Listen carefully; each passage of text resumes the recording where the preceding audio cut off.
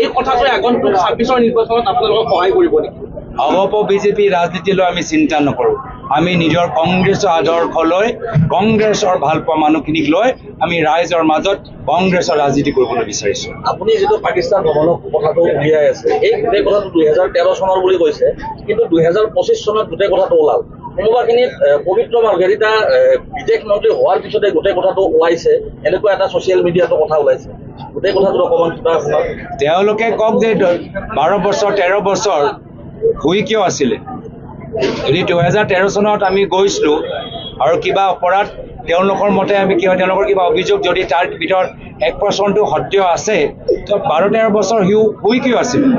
যোৱা বছৰ যোৰহাট লোকসভা নিৰ্বাচনত এইখিনি কথা কিয় উত্থাপন নকৰিলে? নিৰ্বাচন সমাগত কংগ্ৰেছৰ কিছু ৰাজনৈতিক খবৰবোৰ পাইছা, সেইকাৰণে ভয় কৰিছে। মই পুনৰবাৰ কৈছোঁ, তেওঁলোকৰ এই ধৰণৰ ৰাজনীতি কৰাৰ বাবে হ'ব পাৰে মোৰ দলৰ নেতৃত্ব মোৰ ওপৰত ভৰসা আৰু বাঢ়ি গ'ল। আৰু এটা লাষ্ট কথা দাদা, আপুনি আৰু এটা কথা কৈছে যে কংগ্ৰেছত এতিয়া যিসকলে সঁচাকৈ কংগ্ৰেছক ভাল পায় তেওঁলোক থাকিব লাগে।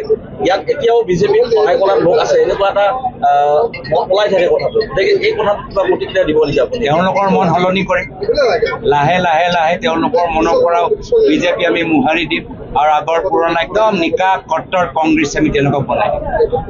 দাদা, এই ধুবুৰীত চুকেন চাইক অৰ্ডাৰ দিছে দেখা মাত্ৰই, আৰু তাৰোপৰি তেওঁ অস্ত্ৰৰ যি লাইচেঞ্চ দিয়াৰ কথা কৈছে, এই সমগ্ৰ বিষয়টোত কি ক'ব আপুনি? মই পুনৰবাৰ কৈছোঁ, গৃহ বিভাগ ব্যৰ্থ। যদি সাধাৰণ নাগৰিকসকলক আৰ্মছ লাইচেঞ্চ দিবলগীয়া হৈছে, তেওঁলোকে ব্যৰ্থ। মই ভাবোঁ অসমৰ যিমানবোৰ গৃহমন্ত্ৰী হৈছে তাৰ ভিতৰত আটাইতকৈ ব্যৰ্থ গৃহমন্ত্ৰী হৈছে হিমন্ত বিশ্ব শৰ্মা ডাঙৰীয়া। অসমৰ ৰাজনীতিত প্ৰাসংগিকতা কৰিলে নেকি? হয়, কৰিছে, আৰু সেইকাৰণে মই তেওঁক ধন্যবাদ জ্ঞাপন কৰিছোঁ, কৃতজ্ঞতা জ্ঞাপন কৰিছোঁ, আৰু আশা কৰোঁ যে এনেধৰণৰ কাম আগন্তুক দিনতো কৰি থাকে। যিহেতু আমাৰ লক্ষ্য হৈছে আপুনি অহাৰ পিছত কংগ্ৰেছৰ কিছু উত্থান হৈছে, ইয়াত কিন্তু 50-50 নেতা চাম, কোনোবা ৰাজনীতিত আছে, কোনোবা ৰাজনীতিত ছচিয়েল মিডিয়াত কিন্তু একেই। তেখেতসকলক আনাৰ কাৰণে আপুনি কি এনেকুৱা কৰিব? মই পুনৰবাৰ কৈছোঁ, আমি মাত্ৰ আৰম্ভণি কৰিছোঁ। আমি সকলৰ সহায় বিচাৰিছোঁ। যিসকলে 24 দিনৰ 24 ঘণ্টা কংগ্ৰেছক দিব পাৰে তেওঁলোকৰ সহায় বিচাৰিছোঁ। যিসকলে দিনৰ ভিতৰত 2 ঘণ্টা কংগ্ৰেছক দিব পাৰে আমি তেওঁলোকৰ সহায় বিচাৰিছোঁ।